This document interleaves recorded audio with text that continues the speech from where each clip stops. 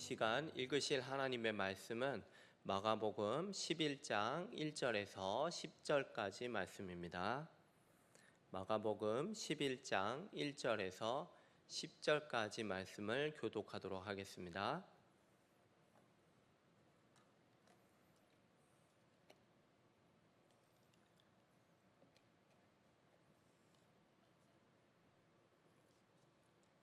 다 찾으셨으면 제가 먼저 1절 말씀을 읽도록 하겠습니다. 그들이 예루살렘에 가까이 와서 감람산 벳바게와 베다니에 이르렀을 때 예수께서 제자 중 둘을 보내시며 2절 시작 이르시되 너희는 맞은편 마을로 가라. 그리로 들어가면 곧 아직 아무도 타보지 않은 나귀 새끼가 메어 있는 것을 보리니 풀어 끌고 오라. 만일 누가 너희에게 왜 이렇게 하느냐 묻거든 주가 쓰시겠다 하라. 그리하면 즉시 이리로 보내리라 하시니 제자들이 가서 본즉 나귀 새끼가 문 앞거리에 메어 있는지라 그것을 보니 거기 서 있는 사람 중 어떤 이들이 이르되 나귀 새끼를 풀어 무엇 하려느냐 하매 제자들이 예수께서 이르신 대로 말한데 이에 허락하는지라. 나귀 새끼를 예수께로 끌고 와서 자기들의 겉옷을 그 위에 얹어 놓음에 예수께서 타시니 하늘은 자기의 겉옷을 또 다른 이들은 배에서 벤 나뭇가지를 길에 펴며 앞에서 가고 뒤에서 따르는 자들이 소리 지르되 호산나 찬송하리로다. 주의 이름으로 오시는 이여 찬송하리로다. 오는 우리 조상 다윗의 나라여 가장 높은 곳에서 호산나 하더라. 아멘. 오늘 말씀으로 은혜 받기 원합니다. 오늘 보신 장면은요, 예수님께서 예루살렘에 이제 입성하시는 모습을 보고 있어요. 예수님께서는 입성을 하실 건데 그 직전에 이제 제자들에게 특별한 지시를 내리고 계시죠. 그건 뭐냐면 아무도 타보지 않은 그 나귀 새끼를 가서 끌고 와라, 이거를 지금 말씀하고 있어요. 2절과 3절 말씀을 다시 한번 보면 이르시되 너희는 맞은편 마을로 가라. 그리로 들어가면 곧 아직 아무도 타보지 않은 나귀 새끼가 메어 있는 것을 보리니 풀어서 끌고 오라. 만일 누가 너희에게 왜 이렇게 하느냐 묻거든 주가 쓰시겠다 하라. 그리하면 즉시 이리로 보내리라 하시니, 이제 제자 2명이 마을에 들어가면 아직 아무도 타보지 않은 나귀 새끼가 있을 겁니다. 그러면 이제 그걸 풀어서 끌고 오면 되는 거예요. 만약에 누가 왜 이렇게 하냐라고 물어보면은 뭐라고 답변하면 됩니까? 주가 쓰시겠다, 이렇게 답변하면은 그들이 즉시로 보내줄 것입니다. 그래서 제자들이 그 말을 듣고 가보니까 정말 예수님 말씀대로 나귀 새끼 한 마리가 묶여 있던 거예요. 아무도 타보지 않은 그 나귀가 묶여 있었던 거죠.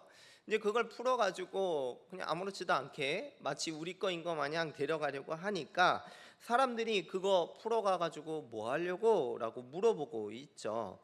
그래서 제자들은 예수님께 들은 그대로 답변했습니다. 뭐라고요? 주가 쓰시겠다 하니까 어떻게 됐습니까? 사람들이 아무 말도 하지 않고 그냥 그렇게 보내줬습니다. 여러분, 굉장히 독특하지 않습니까? 이 나귀 새끼를 취하시는 그 방식이 되게 독특해요. 마치 예수님께서 허락도 없이요, 그냥 대뜸 남의 그 나귀 새끼를 끌고 와 이렇게 하시는 것만 같아 보여요. 만일 뭐 누가 묻기라도 한다면 주가 쓰시겠다 하라, 이렇게 지금 답변하는 것도 뭔가가 좀 대화가 이상하게 보이는, 이해하기 어려운 것 같습니다. 그러나 우리가 이 나귀 새끼를 구하는 그 과정에서 어떤 거에 좀 주목해서 봐야 되냐면 주님이 쓰시겠다, 이 부분을 우리가 주목해서 봐야 되는 거예요. 지금 예수님은 자신을 가리켜서 뭐라고 하고 계시냐면은 주님이라고 칭하고 계시다는 사실입니다. 주님이라는 걸 좀 주목해야 됩니다. 이 주님이라는 것은요, 사실 구약 성경에서 하나님께 붙이는 호칭이었어요. 주님이라고 하는 거는 모든 것을 창조하고 다스리시는 그 주님을 말합니다. 예수님은 온 세상을 창조하실 때도 이미 계셨어요. 온 세상을 지우고 또 그것만 하십니까? 다스리까지도 하시는 것이 바로 주님이시죠. 앞으로 이제 십자가 사역을 하실 텐데 그거를 마치면 하늘에 오르셔서 주님으로서 온 세상을 통치하실 거예요. 성경은 이거에 대해서 이렇게 증언을 했어요. 사도행전 2장 36절입니다. 그런즉 이스라엘 온 집은 확실히 알지니 너희가 십자가에 못 박은 이 예수를 하나님이 주와 그리스도로 되게 하셨느니라 하니라. 예수님이 바로 우리 주 예수 그리스도다. 이처럼 주님으로 고백을 하고 있죠. 예수님께서 자신이 주님이다라고 말씀하신 것은 이제 마가복음에서는 여기서 처음이에요, 사실. 이전에는 자신이 인자다 아니면 나는 이렇게 말씀을 하시다가 지금 여기 와서 처음으로 자신이 주님이라는 것을 밝히고 계십니다. 그렇다면은 예수님은 주님으로서 자신의 일을 위하여 나귀 새끼를 가져다가 쓰실 수 있는 거죠. 그렇죠? 우리가 주목할 거는 뭐냐면 주가 쓰시겠다는 거예요. 그리고 그걸 들은 사람은 어떻게 했죠? 가져가도록 허락을 해줬습니다. 이 나귀 새끼를 가지고 오는 이 장면을 통해서 뭐를 보여주는 거냐면 만물에 대한 주권을 가지고 계시는 주님이시다, 이것을 지금 우리에게 보여주는 겁니다. 만물의 주님께서 이제 이 나귀 새끼를 가져다가 쓰실 겁니다. 그러면은 이 나귀 새끼를 갖다가 뭐 하는 데 쓰시려고 하실까요? 그게 바로 오늘 장면입니다. 자기 백성을 구원하려 이 예루살렘으로 입성을 하실 거예요. 한번 계속해서 말씀을 볼 텐데요. 7절과 8절을 한번 보실까요? 나귀 새끼를 예수께로 끌고 와서 자기들의 겉옷을 그 위에 얹어 놓음에 예수께서 타시니 많은 사람들은 자기들의 겉옷을 또 다른 이들은 들에서 벤 나뭇가지를 길에서 펴며. 한번 머릿속으로 그림을 그려보실래요? 예수님께서 아직 아무도 타본 적이 없는 그 나귀 새끼를 끌고 왔어요. 그리고 그 나귀 새끼 그 타는 데 있잖아요. 거기에다가 제자들이 자신의 이 겉옷을 벗어가지고 거기다 이렇게 딱 깔아 놓습니다. 그러면 예수님은 어디다 타죠? 그 겉옷 위에다가 예수님이 나귀 새끼 위에 올라타시는 거죠. 아무도 타본 적이 없는 그 나귀 새끼가 이제 터벅터벅 걸어가지고 예루살렘 성으로 향해서 입성하고 있어요. 그걸 보고 많은 사람들은 어떻게 하냐면 자기들의 그 겉옷 있잖아요. 그거를 벗어가지고 나귀가 가는 그 길에다가 이렇게 깔고 있는 그런 모습입니다. 만약에 겉옷이 없으면은 그 나뭇가지라도 그거를 꺾어다가 예수님이 타신 그 나귀가 지나가는 길에 이렇게 펼쳐놓고 까는 그런 장면을 우리가 보고 있는 거죠. 이 장면은 무슨 장면이냐면 왕이 입성하는 장면이에요. 우리가 보고 있는 장면은 뭐냐면 왕이 입성하고 사람들이 예수님을 왕으로 인정하고 그분을 영접하는 장면을 보고 있는 겁니다. 왜 이게 왕에 입성하는 장면이냐? 이 옷을 펼치는 게 있잖아요. 이게 사실은 왕한테 하는 행동이기 때문입니다. 열왕기하 9장 13절 한번 보실까요? 열왕기하 9장 13절에 왕한테 자기 옷을 이렇게 펼치는 걸 좀 볼 수 있어요. 한번 보실까요? 무리가 각각 자기의 옷을 급히 가져다가 섬돌 위 곧 에후의 밑에 깔고 나팔을 불며 이르되 에후는 왕이니라 하니라. 그러니까 이게 무슨 장면이냐면요, 이제 구약 시대 때 이야기인데 이제 에후가 왕으로 기름 부음을 받았습니다. 에후가 왕이 되니까 무리들이 보인 즉각적인 반응이 뭐냐면 자기의 옷을 가져다가 왕 앞에 까는 거예요. 바로 에후 왕 밑에다가 자기 옷을 이렇게 딱 까는 겁니다. 그리고 이제 에후가 왕이 되었습니다라는 것을 나팔을 불면서 환호하는 이런 장면을 우리가 보게 되죠. 이처럼 예수님이 타시는 그 나귀 안장에다가 자신의 겉옷을 이렇게 펼쳐서 올려놓고, 그리고 예수님이 가시는 그 길에도 그 땅바닥에다가 겉옷을 쫙 펴놓고 나무까지도 깔고, 이 행동은 바로 뭘 보여주는 거냐? 왕의 입성 장면을 보여주는 겁니다. 하나만 더 좀 살펴볼까요? 예수님이 타신 나귀의 그 특징이 있다는 거예요. 이 나귀 새끼의 특징은 뭐냐면, 우리가 2절 말씀에도 읽어봤는데 아무도 타보지 않은 나귀 새끼였었습니다. 여러분, 본래 왕은요 전용 말이나 마차가 있어요. 그러니까 아무도 타보지 않은 그 자신만의 말이나 마차가 있기 마련이에요. 여러분, 지금도 왕은 자신의 전용차가 있지 않습니까? 전용차도 있고요. 심지어 요즘 왕들은요 전용 엘리베이터도 있습니다. 사우디아라비아 가시면 자신만 타는 엘리베이터가 따로 있어요. 물론 뭐 굳이 사우디까지 안 가도 돼요. 우리나라에도 뭐 어떤 사람은 자기만 독점하는 그런 엘리베이터도 있다고 들었습니다. 아무튼 이처럼 왕은 아무도 타보지 못하는 그것을 자기만이 딱 쓰는 그런 왕으로서의 독점권이 있는 거예요. 이처럼 예수님께서 아무도 타보지 않았던 그 나귀 새끼를 데려다가 타심으로써 왕으로서의 그 면모를 보여주시는 것입니다. 이처럼 지금 뭘 말씀드리냐면, 예수님께서 왕으로서 예루살렘에 입성하는 모습을 우리가 보고 있는 거예요. 그러면 이제 사람들의 반응은 어떤지 한번 볼까요? 마가복음 11장 9절과 10절입니다. 사람들의 반응을 보겠습니다.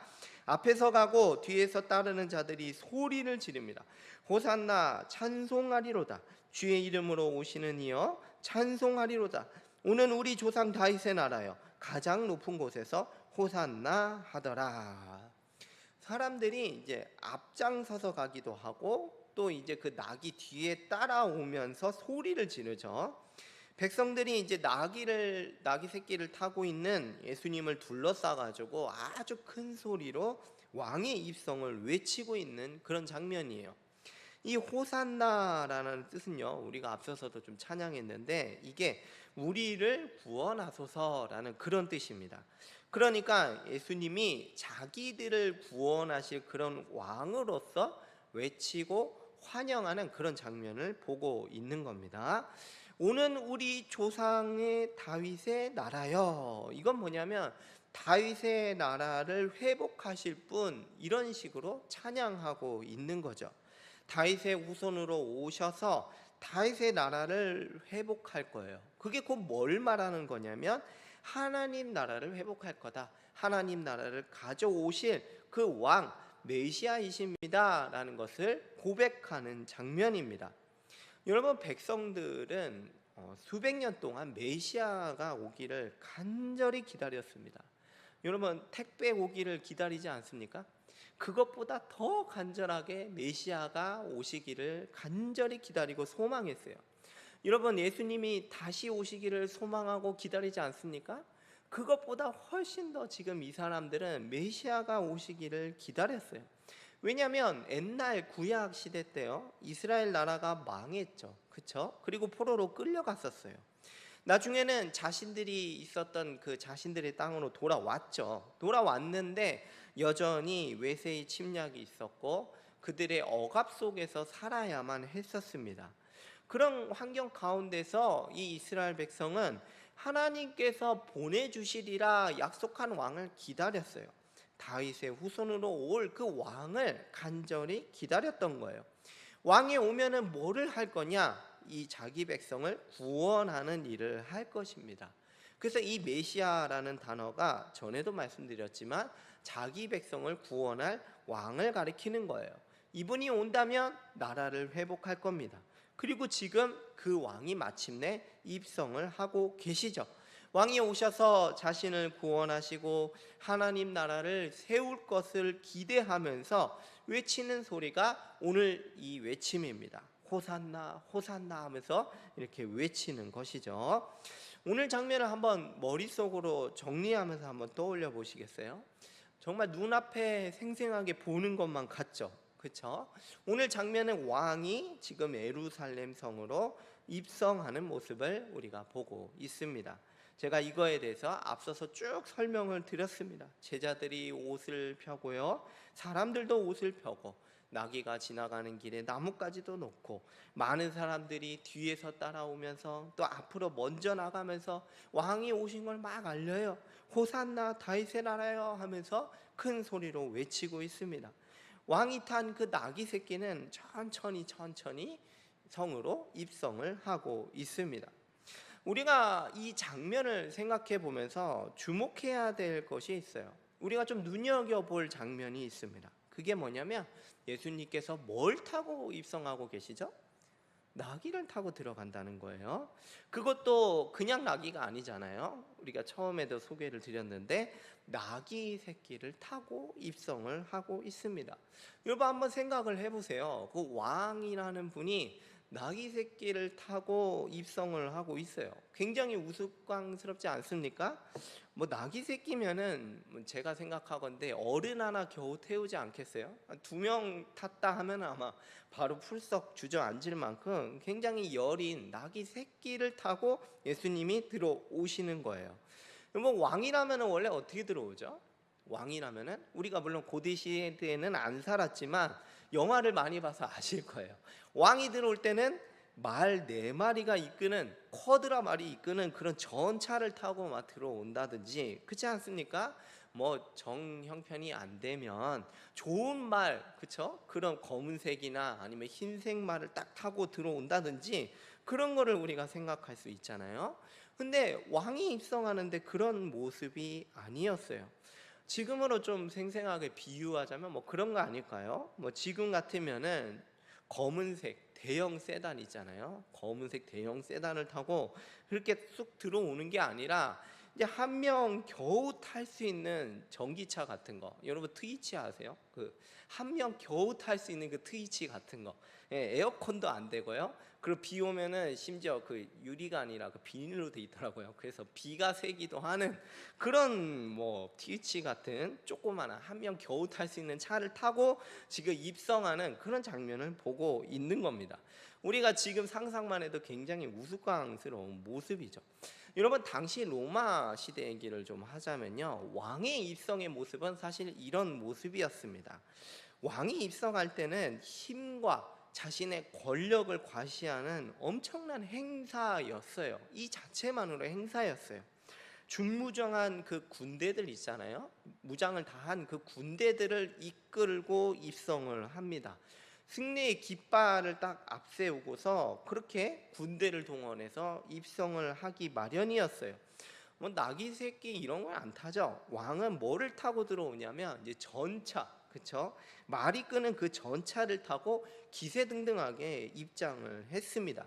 4마리의 말이 끄는 그런 큰 전차를 타고 위세를 아주 한껏 떨치면서 들어갔던 거예요. 그리고 이제 음악대도 막 뒤따라가면서 이제 왕의 입성을 악기로 알리면서 들어갔었습니다. 왕은 이처럼 뭐 군사적 승리 이런 것들을 대대적으로 알리면서 입성하는 그런 행사를 했던 거예요. 그리고 왕의 마차 뒤에는 보통 이제 포로들이 달려 있었어요. 그래서 막 왕의 마차는 앞으로 막 쌩 달려가고 포로들은 뒤에서 대롱대롱 매달려 가지고 이제 성으로 입성하는 그런 광경이죠. 전쟁에서 얻은 전리품들이 있잖아요. 그런 것들을 아주 공개적으로 과시하면서 입성을 했습니다. 이처럼 왕들은 자신의 그 군사적인 힘 그리고 권력 이런 거를 과시하면서 입성했습니다. 당시 고대 근동세계는 다 그렇게 입성을 했어요. 그런데 예수님의 모습은 굉장히 대조적인 모습이에요. 볼품없는 나귀, 그것도 겨우 한 사람이나 태울까 싶은 그런 나귀 새끼를 타고 예루살렘으로 들어오고 계십니다. 예수님은 왜 나귀 새끼를 타고 들어오셨을까? 뭐 주님으로서 주가 쓰시겠다 하면은 뭐 마차도 끌고 올 수 있고, 아니면은 뭐 좀 더 하자면은 뭐 천사도 대동할 수 있을 텐데 왜 이렇게 볼품없이 나귀 새끼를 타고 들어오셨을까요? 그거에 대해서는 우리가 스가랴서 예언의 말씀을 보면 왜 그러셨는지 쉽게 이해할 수 있습니다. 스가랴서에서는 이제 예수님이 오시기 500년 전에 기록된 말씀이에요.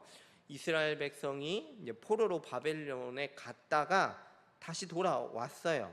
그때 하나님께서 이스라엘 백성에게 이 약속을 하십니다. 왕이 없던 그 백성들에게 하나님께서 너희에게 왕이 임할 거야, 이거를 500년 전에 이미 예언을 하셨어요. 그 내용을 한번 같이 보겠습니다. 스가랴 9장 9절 말씀입니다. 우리 이 말씀은 한번 같이 읽겠습니다. 시작. 시온에 따라 크게 기뻐할지어다. 예루살렘에 따라 즐거이 부를지어다. 보라, 내 왕이 내게 임하시나니 그는 공의로우시며 구원을 베푸시며 겸손하여서 나귀를 타시나니 나귀의 작은 것 곧 나귀 새끼니라. 아멘. 잠깐 이제 성경 띄워주시면 감사하겠습니다. 왜 그렇게 크게 기뻐하고 즐겁게 노래를 부르라고 이렇게 요청하고 있습니까? 왜죠? 왕이 임할 거기 때문이에요. 메시아가 백성들에게 임할 거기 때문에 이렇게 사람들이 기뻐하며 노래를 부르라고 요청을 하는 거죠. 왕이 오신다는 것 그 자체가 바로 기쁜 소식이에요. 그 자체만으로 복음이 되는 거죠. 그런데 우리를 통치하러 오시는 그 왕은요, 어떤 왕이냐면 우리가 스가랴서 보듯이 공의로우시고 또 구원을 베푸시는 그런 왕으로 오신다는 겁니다. 그리고 이 왕은 얼마나 겸손하신지 뭘 타고 오겠대요? 나귀를 타고 오겠다는 예언의 말씀이에요. 나귀도 그냥 나귀가 아니에요. 아주 작은 것, 나귀의 작은 나귀 새끼를 타고 입성하실 겁니다. 이 예언의 말씀대로 이제 내리셔도 됩니다. 500년 전에 이 예언의 말씀대로 예수 그리스도께서 그 왕으로 오신 거예요. 입성하시는데 예언 그대로 나귀 새끼를 타고 입성하십니다. 이 장면이 뭐냐? 우리가 스가랴서 말씀해 보신 것처럼 겸손의 왕으로서, 겸손하신 분으로서 지금 입장하고 계신 거예요. 세상의 왕은 자신의 군사적 힘과 권력을 과시했습니다. 그러나 예수님은 온 세상의 주님이시요 참된 왕이셨지만 겸손하게, 이 세상에서 누구보다 겸손하게 백성에게 임하신 겁니다. 겸손하게 입성하셔서 십자가에서 대속적 죽음으로 그렇게까지 겸손해지셔서 자기 백성을 구원해 내실 거예요. 스가랴 9장 9절하고 10절까지 좀 이어서 같이 보시겠습니다. 9절하고 10절 이어서 볼게요. 시온에 따라 크게 기뻐할지어다. 예루살렘에 따라 즐거이 부를지어다. 보라, 내 왕이 내게 임하시나니 그는 공의로우시며 구원을 베푸시며 어떠해서 겸손하여서 나귀를 타시나니 나귀의 작은 것 곧 나귀 새끼니라. 이어서 이제 10절 말씀입니다. 내가 에브라임의 병거와, 10절은 좀 같이 한번 읽겠습니다. 시작. 내가 에브라임의 병거와 예루살렘의 말들을 끊겠고 전쟁하는 활도 끊으리니 그가 이방 사람에게 화평을 전할 것이요 그의 통치는 바다에서 바다까지 이르고 유브라등에서 땅끝까지 이르리라. 아멘. 예수님이 겸손의 왕으로 이렇게 딱 입성을 하시는데 그가 오셔서 뭔 일을 하실 거냐면 우리가 읽은 것처럼 병거와 말을 아예 끊어버릴 거예요. 병거에 쓰는 뭐도요? 활도 끊어버릴 거다, 이걸 말씀하고 있어요. 그리고 예수님이 뭘 전하실 거다라고 말씀하시죠? 화평을 전하러 오실 겁니다. 여러분, 세상의 왕들은요 이제 전쟁을 위해서라면 병거를 만들고 그리고 갖가지 말들을 다 모았습니다.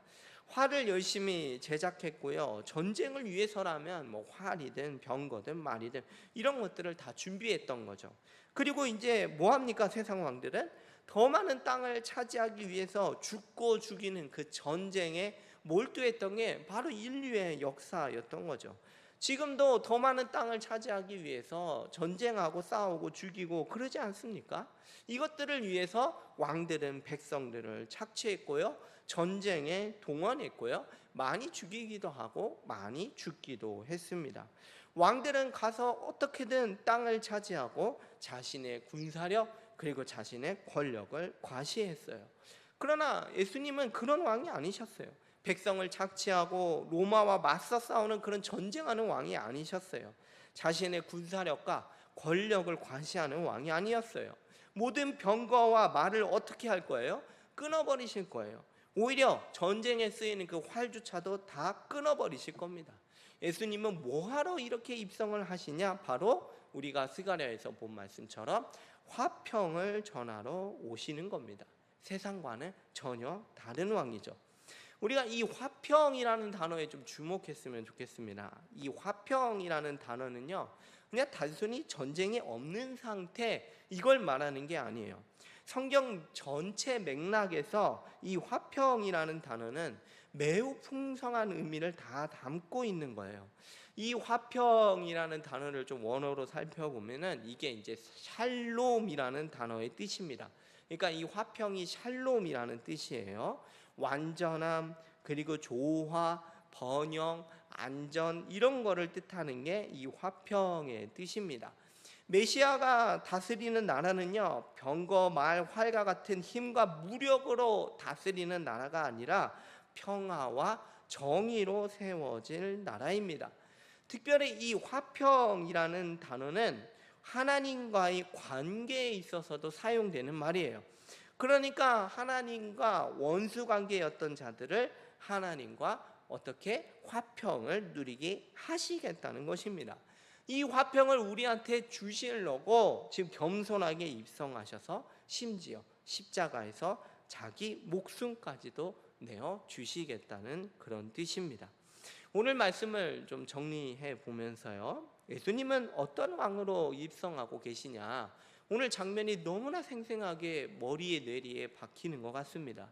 예수님은 겸손한 왕으로 오셨습니다. 예수님은 겸손한 왕으로 오셔서 도대체 뭘 하려고 하시죠? 우리에게 전쟁이 아니라 화평을 주러 오셨습니다. 평화와 정의로 다스리시며 무엇보다도 우리를 누구와 화목하게 하십니까? 하나님과 화목하게 하시려고 오셨어요. 이거를 위해서 예루살렘에서 십자가를 지고 나가실 것입니다. 여러분, 이 사실 자체가 얼마나 복된 소식입니까? 오늘 예수님이 입성하시는 이 모습은 우리에게 복된 소식이요, 우리에게 기쁜 소식이에요. 왕이 우리에게 오신다, 이것만큼 기쁜 소식이 어디 있어요? 그런데 이 왕이 얼마나 겸손하신지, 이렇게까지 겸손하신 왕이 우리에게 오고 계십니다.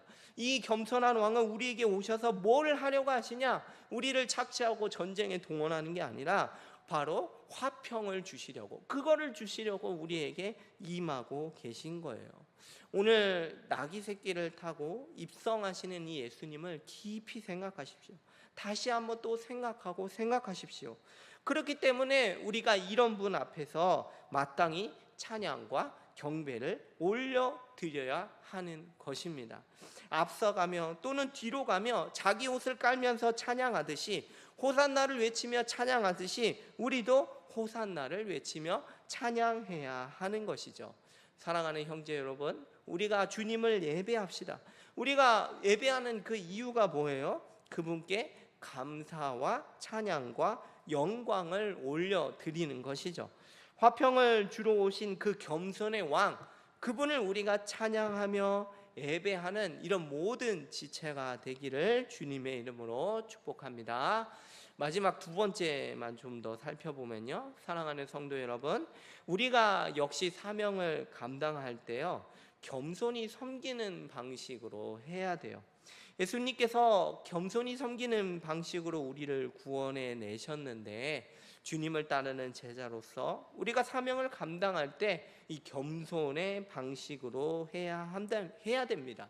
우리가 교회에서 어떤 뭐를 할 때도 항상 나를 내세우고 나를 과시하는 방식으로 하지 않습니다. 우리는 겸손의 방식으로 섬겨야 하는 거예요.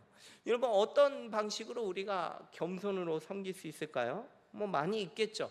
우리가 교회에서 눈에 띄지 않는 봉사들이 있을 거예요. 그러나 그런 것들조차도 우리가 겸손히 눈에 띄지 않더라도 묵묵히 감당할 수 있겠죠. 겸손하다라는 것을 생각할 때는요, 우리가 또 이런 것도 있을 수 있죠. 다른 형제들의 자매들이 하는 것을 아무리 작은 거라도 진심으로 칭찬하고 격려하는 것, 이것들도 우리가 겸손의 방식으로 할 수 있는 것이죠.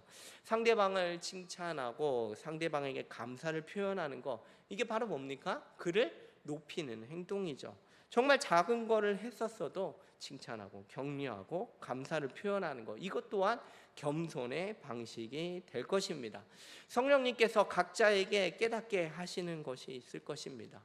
겸손의 방식으로 사명을 감당하는 모든 지체가 되시기를 주님의 이름으로 축복합니다.